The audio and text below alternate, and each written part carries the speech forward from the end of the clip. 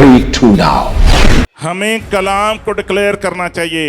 आप ज़बूर 90 निकालें, 91 निकालिए, आप ज़बूर 23 निकालें, बाइबल की और हवालाजात निकालें, उनकी तलावत करें, उन प्रॉमिसेस की, उन वादों की तलावत करें जो खुदा ने अपने लोगों के साथ किए, और फिर दुआ दें, कहें कि खुदावंद यीशु के नाम में ये कलाम आपकी ज़िंदगी में पूरा हो जाए। हालेलुया।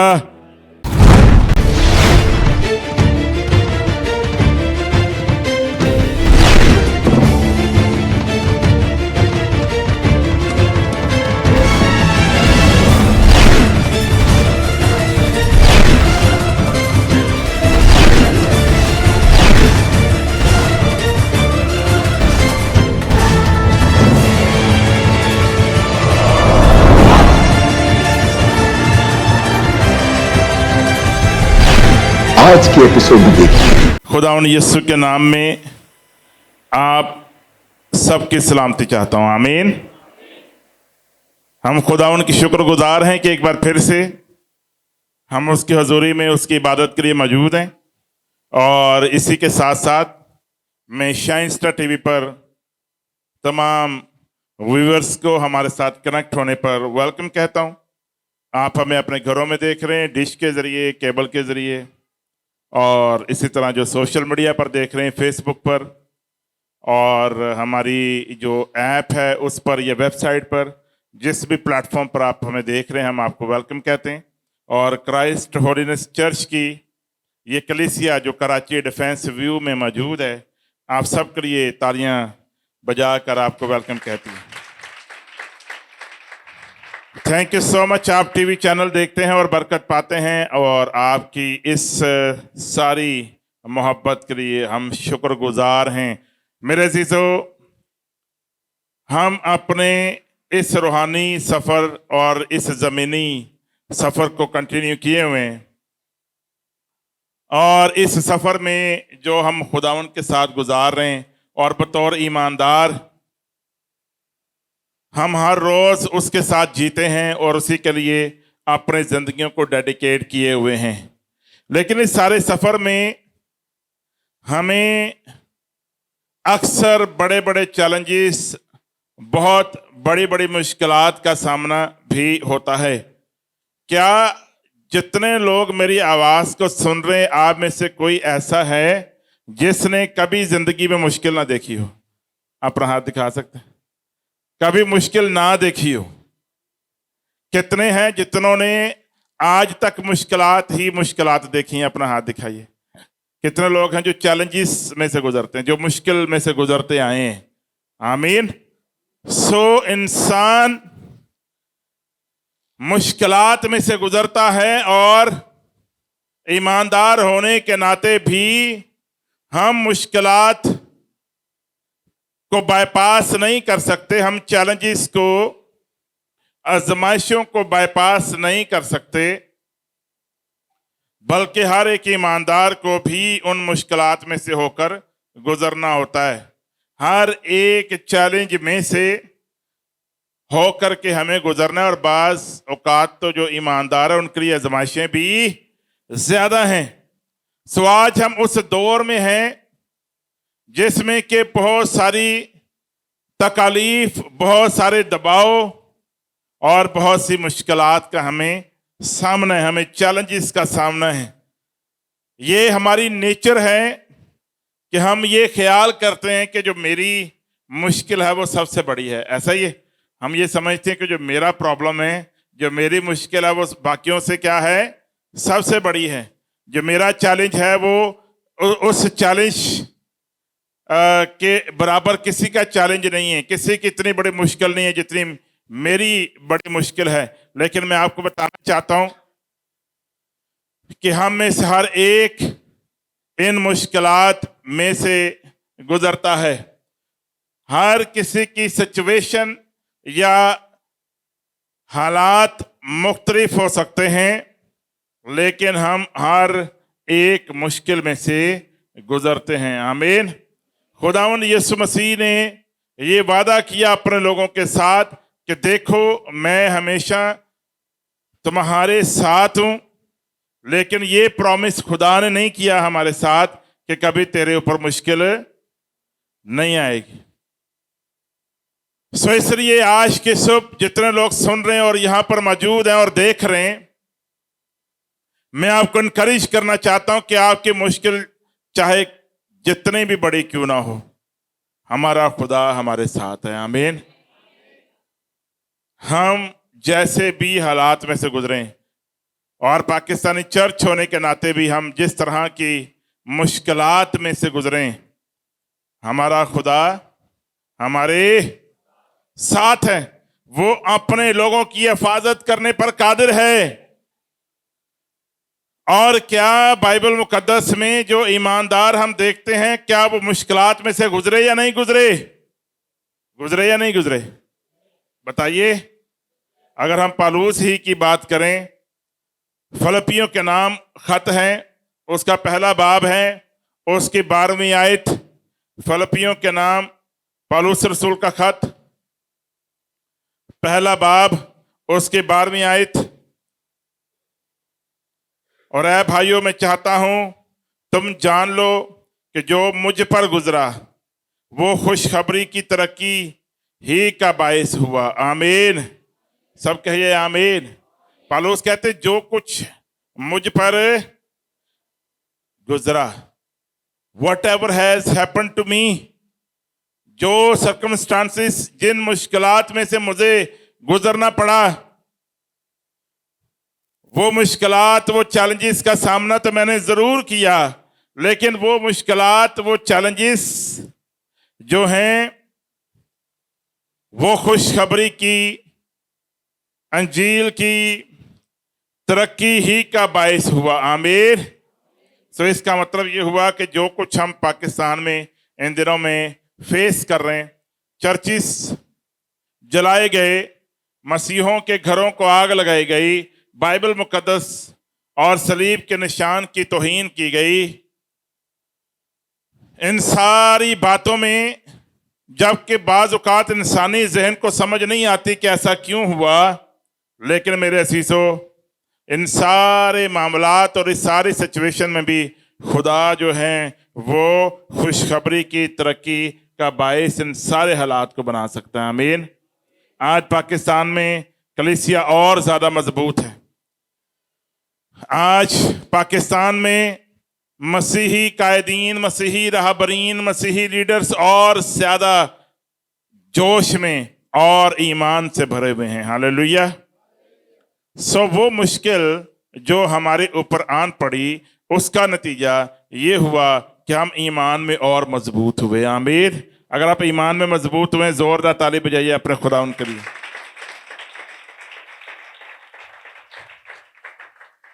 हत्ता के जान और जिस्मानी दुख हमलों की भी वजह बन जाए, तो भी उसका नतीजा खुदावंद की खुशखबरी की तरक्की हो सकता है। देखिए दूसरा करंथियों पहला बाब और उसकी 8वीं आयत। दूसरा करंथियों पहला बाब उसकी 8 आयत आपके लिए पेश करना चाहता हूं। ऐ भाइयों, हम नहीं चाहते कि तुम उस मुसीबत से ना वाकिफ रहो जो आसिया में हम पर पड़ी, कि हम हद से ज्यादा और ताकत से बाहर पस्त हो गए, जहां तक कि हमने जिंदगी से भी हाथ धो लिए, बल्कि अपने ऊपर मौत के हुक्म का यकीन कर चुके थे, ताकि अपना भरोसा ना रखें बल्कि खुदा का जो मुर्दों को जलाता है। सब कहिए आमीन। चनाचे उसी ने हमको ऐसी बड़ी हलाकत से छुड़ाया और छुड़ाता रहेगा। पौलुस कहते हैं मैंने तो समझ लिया था कि मैं गया, मेरे कूच करने का वक्त आन पहुंचा है। करंथस में मेरे ऊपर ऐसे हमले किए गए, ऐसी मुश्किलात का सामना हुआ कि ऐसा लग रहा था कि अब मैं खुदा के पास चला गया, लेकिन खुदा ने फिर भी मुझे छुड़ाया, बचा लिया। जब वक्त आया पौलुस तभी इस दुनिया से गया, लेकिन यहां पर खास तौर पर मैं पेश करना चाहता हूं कि बकौल पौलुस वो ऐसे हालात में भी चला गया जब ऐसा लग रहा था, उसके अपने अल्फाज हैं कि मुझे लगा कि मेरे लिए मौत जो है वो जारी। फिर हालात ने ऐसा पलटा मारा कि पौलुस बचा। लेकिन ये बात मैं आज के सुबह के सामने क्यों रख रहा हूं मेरे अज़ीज़ों, हमें जान तक देने के लिए तैयार रहना है। आमीन। सो जैसे भी हालात हैं, जैसी भी मुश्किलात हैं, जरूर है कि हमारा फोकस अपने खुदा के ऊपर रहे, उसी के ऊपर हमारा ध्यान लगा रहे, हमारी सोचें उसी की तरफ लगी रहें, तो हम इन हालात में से गुजर जाएंगे। पालूस की जिंदगी से 3 नकात हैं जो आज मैं यहां पर आपके सामने रखना चाहता हूं। पहली बात, खुदा पर फोकस करें, ना कि अपनी प्रॉब्लम पर। मेरे पीछे कहें, खुदा पर फोकस करें, ना कि अपनी प्रॉब्लम पर। खुदा पर नजर करें, ना कि हालात पर। तो हमें हालात को नहीं देखना, बल्कि किसको देखना है? खुदा को। किसको देखना है? हालात पर नजर करेंगे तो हम क्या हो जाएंगे? परेशान हो जाएंगे। जब हम खुदा के कलाम पर नजर करते हैं तो हमें हौसला मिलता है। जब हम खुदा पर नजर करते हैं तो हम मजबूत होते हैं, हम दलेर होते हैं, हम कायम रहते हैं, हम मजबूत हो जाते हैं। देखिए मेरे साथ ज़बूर 91 उसकी 14वीं आयत, ज़बूर 91 उसकी 14वीं आयत में से हम देखेंगे खुदा के कलाम में, ज़बूर 91 और उसकी 14वीं आयत, चूंकि उसने मुझसे दिल लगाया है। मेरे पीछे कहिए, चूंकि, बुलंद आवाज के साथ, चूंकि उसने मुझसे दिल लगाया है, इसलिए मैं उसे छुड़ाऊंगा, मैं उसे सरफराज करूंगा, क्योंकि उसने मेरा नाम पहचाना है, क्योंकि उसने मेरा नाम पहचाना है। आप में से कितने जितनों ने खुदावन से दिल लगाया है? अपना हाथ दिखाइए, जो टीवी पर भी देख रहे हैं। क्योंकि उसने मुझसे दिल लगाया है, इसलिए मैं उसे क्या करूंगा? छुड़ाऊंगा। क्या करूंगा? और मैं उसे सरफराज करूंगा, क्योंकि उसने मेरा नाम पहचाना है। सो हम खुदावन में कायम हैं, खुदावन में मजबूत हैं, हमारा भरोसा उसी के ऊपर है। सो इसलिए जिस तरह बाइबल मुकद्दस में यहाँ पर दर्ज है, जहाँ पर लिखा हुआ है कि हमारा ध्यान खुदा के ऊपर होना चाहिए, ना कि हालात के ऊपर होना चाहिए, क्योंकि उसने मुझसे दिल लगाया है, हालात से दिल नहीं लगाया। हालात पर तवज्जो नहीं की, दुनिया के ऊपर तवज्जो नहीं की, अपने आप को खुद सरफराज करने के चक्करों में नहीं, बल्कि उसने मुझे पुकारा है। 15वीं आयत में, वो मुझे पुकारेगा, मैं उसे जवाब दूंगा, मैं मुसीबत में उसके साथ रहूंगा, मैं उसे छुड़ाऊंगा और क्या करूंगा? इज्जत बख्शूंगा। सो हमारा खुदा हमें बचाता है, छुड़ाता है, सरफराज करता है, इज्जत देता है। जब हम उसके साथ दिल लगा लेते हैं तो वो अपने लोगों को कभी भी अकेला नहीं छोड़ता है। हालेलुया। सो पहली बात, पालूस की जिंदगी से हम क्या सीखते हैं?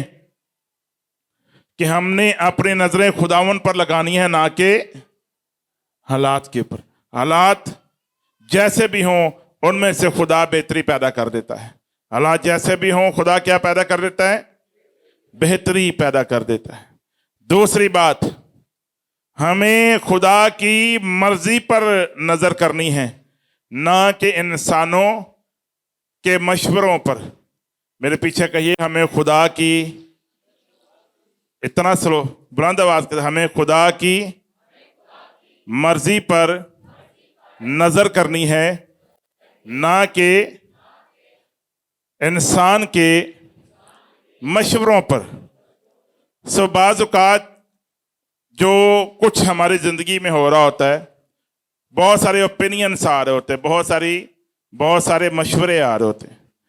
समटाइम्स हम बीमारी का सामना करते हैं, समटाइम्स हमें माली प्रॉब्लम का सामना होता है, समटाइम्स कारोबार में मसले होते हैं, बाज़ औक़ात शादी के अंदर मसले होते हैं, यानी अज़दवाजी ज़िंदगी में, और इस तरह और बहुत सारे मामलात होते हैं, मुश्किलात होती हैं। लोग ये कहते हैं, लगता है कि ये आजमाइश खुदा ने आपके गुनाह की वजह से आप पर लाया है, लगता है आपने दाई की नहीं दी, इस वजह से आपके साथ ऐसा हुआ, लगता है कि आपने फलां को गाली दी थी इसलिए ऐसा हुआ है। और बाज़ औक़ात ऐसे भी लोग आते हैं जो बजाय कि आपकी हौसला अफजाई करें उल्टा आपको परेशान करने आते हैं। ऐसा ही है, वो आकर बहुत सारे लोग जो तीमारदारी करने के बजाय लोगों को और बीमार कर देते हैं और आकर कहते हैं कि लगता है भैन जी तो ही बचना ही नहीं, लगता है कि आपने बहन आपका तो वजन ही इतना लूज हो गया, मुझे तो लगता ही नहीं आपने 6 महीने भी जिंदगी गुजारनी। और कोई वेट गेन कर ले, उसकी कोई भी प्रॉब्लम हो, कोई भी मसला हो सकता है कोई उसकी उन दिनों में कोई मसला हो जिस वजह से वो वेट नहीं रिड्यूस कर पा रहे। तो औरतें की ज़्यादातर उनमें होता है बहन आपका वेट इतना बढ़ गया, वो और टेंशन में आ जाती है। तो हम ये जो कमेंट्स देते हैं ना, हमें ये कमेंट्स ये नहीं देने चाहिए। और हमारे मुआशरे में हम बहुत ज़्यादा कमेंट्स करते हैं लोगों की पर्सनल ज़िंदगी के ऊपर कि आपके कपड़े ऐसे हैं, आपका लिबास ऐसा है, आप जो हैं वो ज़्यादा लूज कर लिया वेट, आपने गेन कर लिया, आप ऐसी लग रही हैं, आप ऐसी। औरतों के साथ ज़्यादातर मैंने देखा है बहुत ज़्यादा करती हैं। तो अक्सर इसका नतीजा मज़ीद ज़हनी दबाव होता है। ऐसा ही है, तो इसलिए हमें पर्सनल कमेंट्स नहीं करने चाहिए। और इसलिए हमें जब कोई ओपिनियन भी दें रूहानी तौर पर भी, तो वो बड़ी सोच समझ कर देनी चाहिए। ये ना हो कि जिसका पता लेने गए वो बजाय कि जल्द सेहतयाब हो, वो आपकी बातें सुनकर और भी परेशान हो जाए। लगता है बहन आपके ऊपर किसी ने कर दिया है, ओ किसने कर दिया, थोड़े खानदान जो लगता है कोई किसी ने। तो ये जो चीज़ें होती हैं ये इंसान को और भी परेशान करती हैं। आप अपने नीम हकीम के जो मशवरे होते हैं वो नहीं देने चाहिए। हमें कलाम को डिक्लेयर करना चाहिए। आप ज़बूर 90 निकालें, 91 निकालिए, आप ज़बूर 23 निकालें, बाइबल की और हवालाजात निकालें, उनकी तलावत करें, उन प्रॉमिसेस की, उन वादों की तलावत करें जो खुदा ने अपने लोगों के साथ किए, और फिर दुआ दें, कहें कि खुदावंद यीशु के नाम में ये कलाम आपकी ज़िंदगी में पूरा हो जाए। हालेलुया। सो इसलिए हमें बजाय के डर पैदा करें, खौफ पैदा करें, हमें खुदा का कलाम लोगों तक पहुंचाना चाहिए। देखिए इमसाल 29वां बाब है और उसकी 25वीं आयत है। इमसाल 29 और उसकी 25वीं आयत है। लिखा है इंसान का डर फंदा है, लेकिन जो कोई खुदावन पर तवक्कल करता है महफूज रहेगा। सब कहिए महफूज रहेगा। इंसान का डर क्या है? बुलंद आवाज के साथ, इंसान का डर क्या है? फंदा है। इंसान का डर क्या है? लेकिन जो खुदावन पर भरोसा करेगा वो क्या रहेगा? महफूज रहेगा। सो इंसान की जो बातें हैं वो फंदे की तरह बाजुकात होती हैं, वो इंसान को और ज्यादा परेशान कर देती हैं। तो हम पौलुस की जिंदगी से क्या सीखते हैं कि इंसानों के जो मशवरा जात है उस पर नजर करने के बजाय खुदा के वादों के ऊपर नजर कीजिए। और वो वादे क्या हैं? देख मैं तेरे साथ हूं, मैं तुझे छुड़ाऊंगा, मैं तुझे सरफराज करूंगा, तूने मेरा नाम पहचाना है, तूने मुझसे दिल लगाया है, देख मैं तेरे साथ हूं, तू मुझे पुकारेगा, मैं तेरा सुनकर तेरी बात को मैं तुझे जवाब दूंगा। आमीन। बुलंद आवाज के साथ कहिए आमीन, आमीन। सो जैसी भी इंसानों के ओपिनियंस हैं, क्या लिखा है कि इंसान का खौफ क्या है? फंदा है। सो इंसान की बातें बाज़ वक़्त हमें खौफ देती हैं, ये ना हो जाए, वो ना हो जाए। हमें मुस्तकबिल के लिए खौफ दिलाया जाता है। पता नहीं कल क्या होगा। मेरे पीछे कहिए पता नहीं कल क्या होगा। ये चीज क्या पैदा करती है? खौफ पैदा करती है। ये एक फंदे की तरह है जो हमें आगे बढ़ने नहीं देती। लेकिन क्या लिखा है बाइबल मुकद्दस में? गौर कीजिए, तवज्जो दीजिए, मैं आपको दावत देता हूं सोचने की। क्या लिखा हुआ है? लेकिन जो खुदावन पर भरोसा करता है वो क्या रहेगा? महफूज रहेगा। वो क्या रहेगा? जो खुदावन पर भरोसा करता है वो क्या रहेगा? महफूज रहेगा।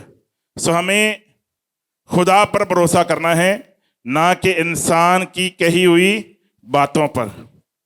और मैं हरगिज ये नहीं कह रहा कि कोई बात भी जो इंसान की है वो ठीक नहीं है। ऐसी बातें जो डाउट्स पैदा करती हैं, मैं उनकी बात कर रहा हूं। जो अच्छे मशवरे हैं, जो दुआएं हैं, खुदा के कलाम की बातें हैं, वैसे हौसला अफजाई है, वो अच्छी चीज है।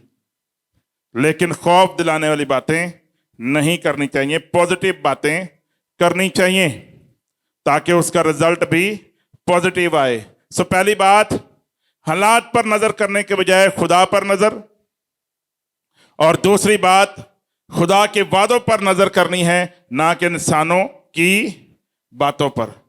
तीसरा और आखिरी नुक्ता, हमें जो मस्बत नताइज मिल सकते हैं उन पर नजर करनी है, ना कि जाती फायदों के ऊपर। किसी भी सूरत हाल में जो मुस्बत, जो पॉजिटिव रिजल्ट आ सकता है, हमें उस पर फोकस करना है, ना कि इस बात की फिक्र करनी है कि क्रेडिट किसको मिलता है, क्या क्रेडिट मुझे मिलता है, किसी और को मिलता है। इस चीज की हमें फिक्र नहीं होनी चाहिए, बल्कि हमें इस बात के लिए तैयार रहना चाहिए कि जो कुछ भी हो, हम एक अच्छे रिजल्ट की तैयारी करें। मिसाल के तौर पर अगर मैं आपसे ये कहूं कि हम बाइबल स्कूल आज पहली क्लास है और आप बाकी स्टूडेंट्स जो तैयार हैं और जो अभी आज नहीं तैयार, उनको तैयार करें और आप मेहनत करते हैं, लेकिन अगर कोई ये सोचे कि क्रेडिट किसको मिलेगा तो वो कभी भी इस्तेमाल नहीं हो सकता। तो अपने नाम की फिक्र नहीं करनी चाहिए, बल्कि हमें रिजल्ट के लिए कोशिश करनी चाहिए। सो देखिए, याकूब उसका पहला बाब, पास से फैसला अगर निकाल लें, याकूब पहला बाब उसकी दूसरी आयत खुदा के कलाम में देखेंगे। याकूब पहला बाब और उसकी दूसरी आयत।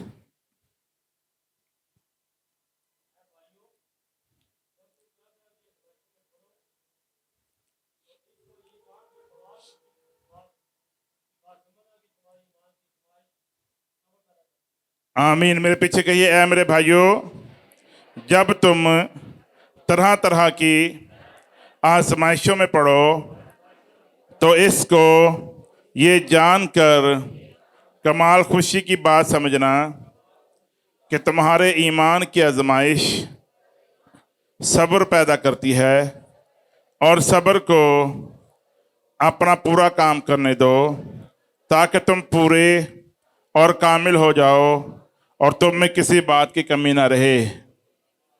सब कहिए आमीन, आमीन। सो देखें, हम में से कोई भी मुश्किल में से नहीं गुजरना चाहता, हम चैलेंजेस में से, हम दुखों में से, तकलीफों में से नहीं गुजरना चाहते।